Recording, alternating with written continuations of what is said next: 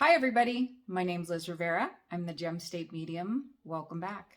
I've had a few people ask me if I would make a quick video about my last walkthrough of a haunted location that I had posted.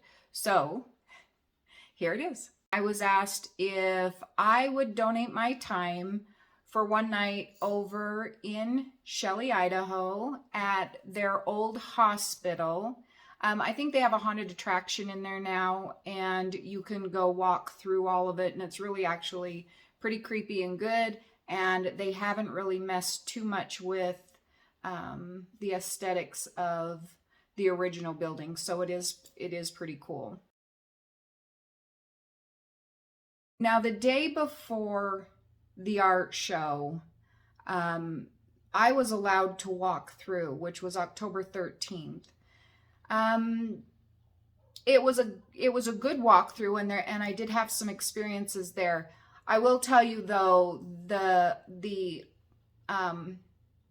art people, the supporters of the arts in Shelley, sorry, they were all there and trying to set up. So there was a lot of people coming and going, but I did my best with one of my friends, and she was one of them that was helping to put this wine tasting and art show on. So she's the one who let me in, and I was also really excited because my daughter, my youngest, who is also a medium, she wanted to go with me, and so me being kind of a proud mom, I was pretty excited that she did do the walkthrough with me.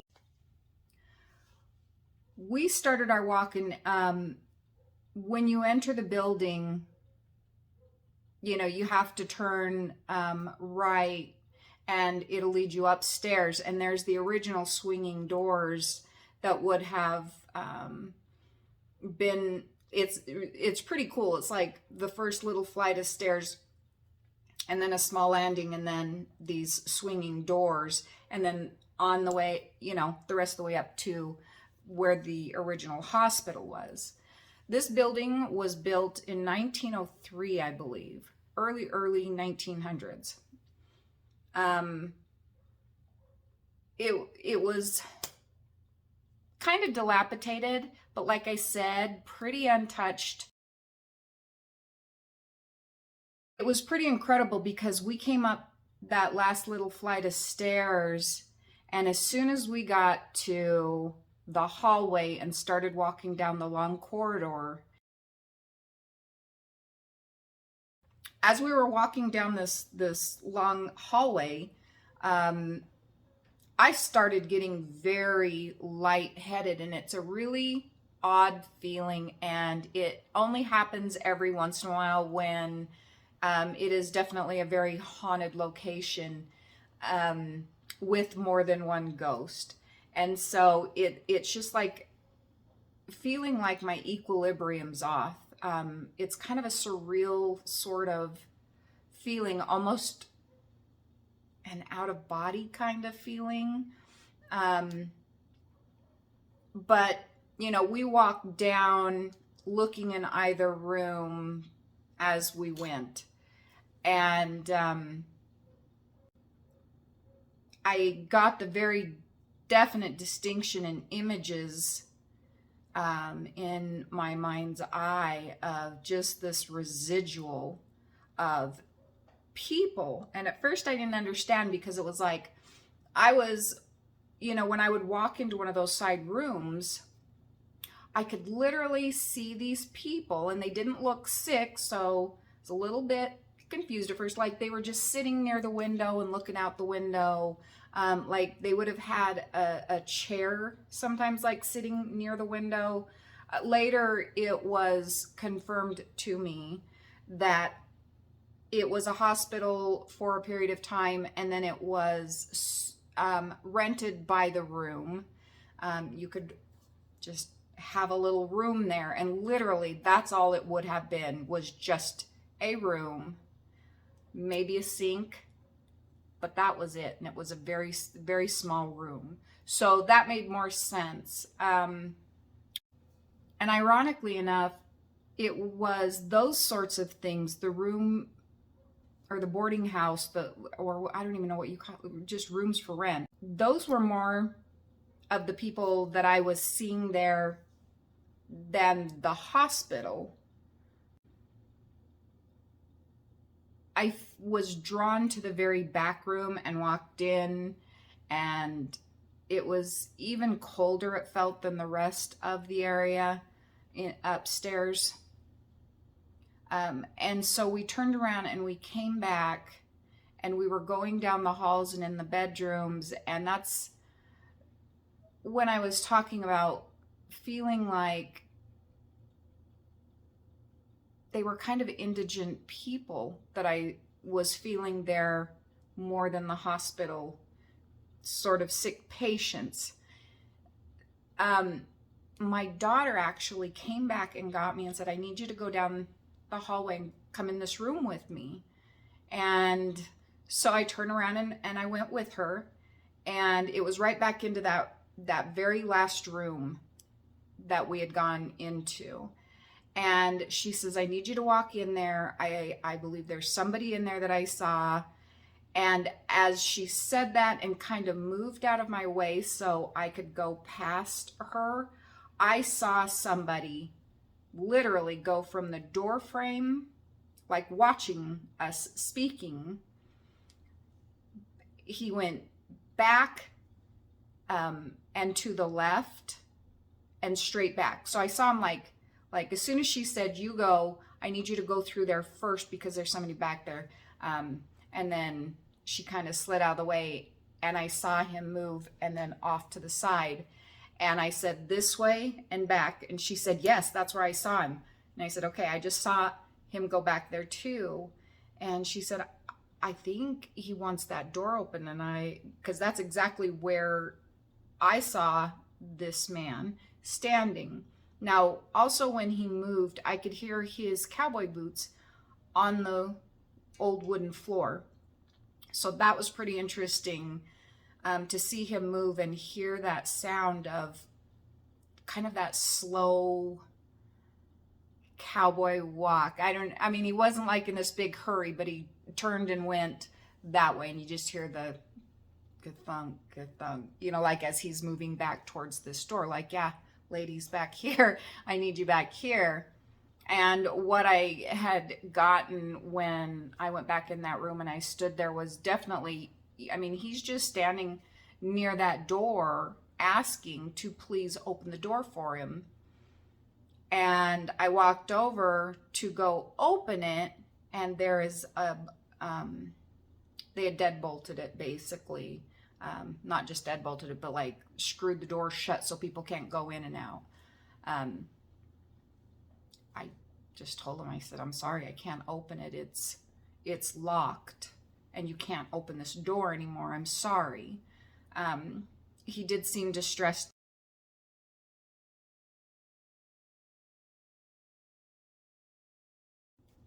After that, we went ahead and went back and wandered back up the hallway and had gone into some of the other rooms. Now, there were two rooms towards the front. As I was walking around, I had my friend and said, I didn't want to tell you a second ago, but I just saw something in this back room. Now, what she said was, when she was looking around the room, she said, I saw up on the ceiling this misty white, smoky looking like mass up there. And she said it kind of freaked her out. It was not there when we were there and I was looking up, but either way, somebody was there as well. And it was not the same person that was in the very back room. There was a spiral staircase that, led all the way down to the downstairs. And so we went back, my friend went over and said, do you think it would be okay if we went downstairs? And one of the women who was setting the location up for the wine tasting and art show, she says, let me text somebody and see. Well, being drawn, I just automatically went down the stairs because I needed to see. And of course, the two I was with are not used to going down in total darkness.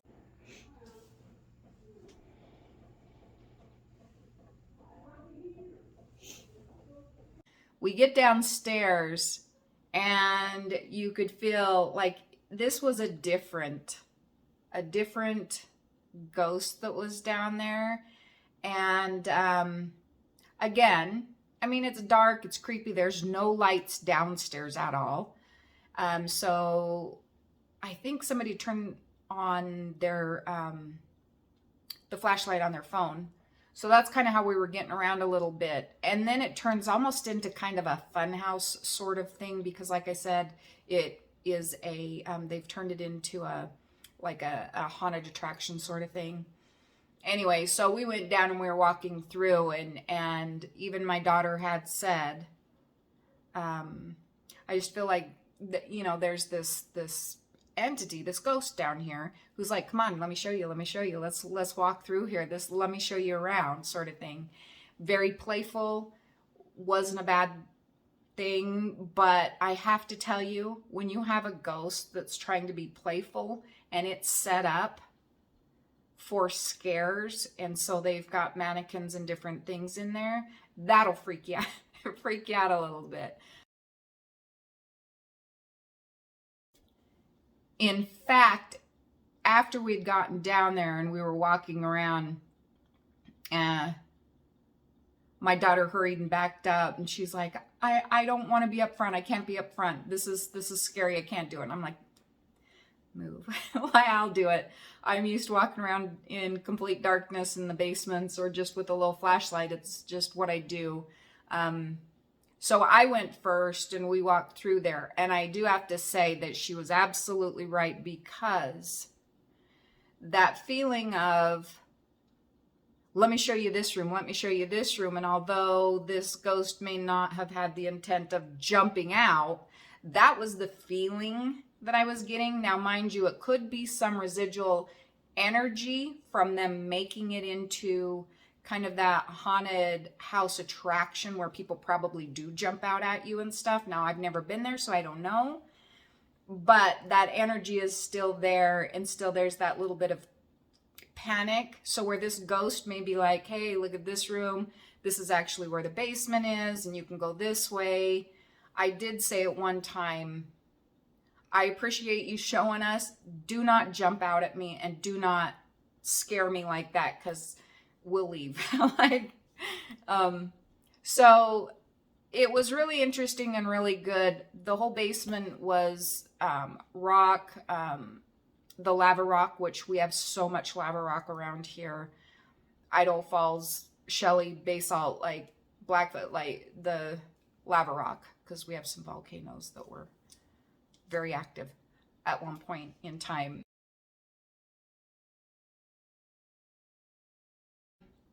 So that's what they utilized in the basements and the foundations in a lot of these old buildings. So that was down there. It was a great walkthrough. I would love to go in there and go when it's quiet and not everybody running around and, you know, hectic, because I think that took away a little bit of the actually hearing what else was going on, or some of the feelings, because then you've got other people's feelings that are from the living. You've got them talking. So if I were going to hear anything audible, I wouldn't have known whether or not it could have been the people that were upstairs or in the back part of the hospital building. Like, so that's not ideal for doing a walkthrough. But the other thing is, I think when you go all the way through that basement, I think it might take you up into the Virginia Theater, which is also reportedly haunted. Now, I was not going to go that far. The basement was, I just went ahead and took the liberty because I followed the ghosts.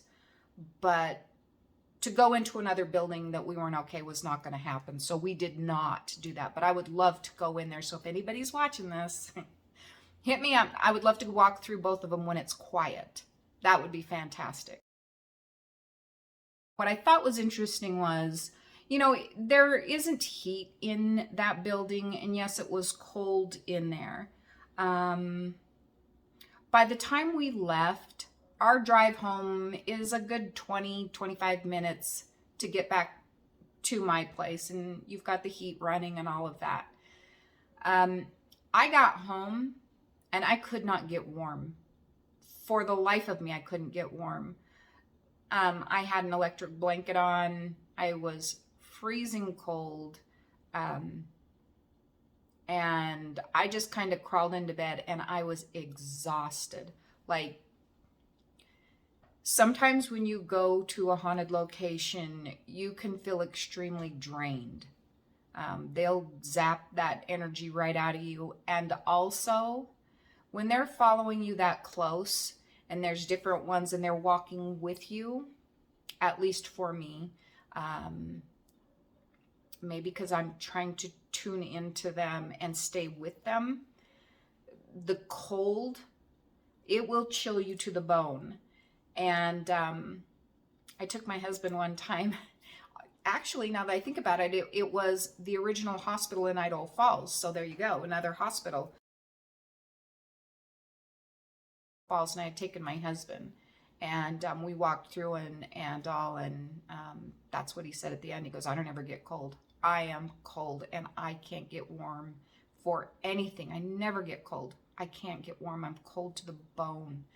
And that's when I told him, that's them. That's them. And that's exactly what I got when I got home. So I just crawled into bed and tried to get warm. And literally it took half the night. The next day I did message both my daughter and the lady I had gone in there with and asked her if they had been that cold. And my friend was like, nope, I got warm in the car. My daughter was like, nope, I was fine. So both of them were fine. It's just interesting that my one friend, she had no lasting reaction. My daughter had the headache and I was freezing and absolutely drained. So for what that's worth, that's what I got out of that building. So when we did the wine tasting and art show the next night, one, I was not cold when I got home. I was not frozen like I was. And I also wasn't as drained. But some of the people that came in and sat and talked to me were actually from Shelley and knew the area very well, or they grew up there. What I was told was it was a hospital for a short time, even though it says hospital along the building. It was a bar. On the main floor was a bar for a lot of years. And they had also said that at one time Shelley had actually burned down. And so the other things were, they said with the railroad running right across the street from this building, that there was a lot of transients that wandered around in that area. So when you're a transient, it's hard to say if people pass away and or get sick and pass away who may have stayed in the building if it was vacant. And I believe that it was vacant for periods of time off and on. I may be wrong about that, but you never know. And what was the other one? Oh, and they also said for a period of time that, of course, there is all these conversations between Idaho Falls, Shelley, Blackfoot, all those, even Pocatello. Like, it's such a sordid history. And again, they were calling it rum running, but prohibition that was in this area. And they used the Snake River for a lot of the alcohol movement because it was easy to run down the river. Stopping at different points kept you off the roads. People were moving alcohol. They even mentioned tunnels underneath Shelley as well, And a lot of them would even lead clear out to the river. Don't know if that part's true, but knowing the tunnels in Idaho Falls, it wouldn't surprise me any, but that they were moving it underground into town from the river. They would unload or load, and that's how they were getting by the law enforcement. There you go. It was very insightful. There is definitely ghosts there, and I would love to go through it again. So anyway, you guys take care, and I'll talk to you next time, and hopefully I have another haunted location soon. Bye. I saw somebody right here. Where? That's what I said. I just saw somebody go this way. You want to go here? I don't want to go in there. Is it another room? I don't know, but it's something.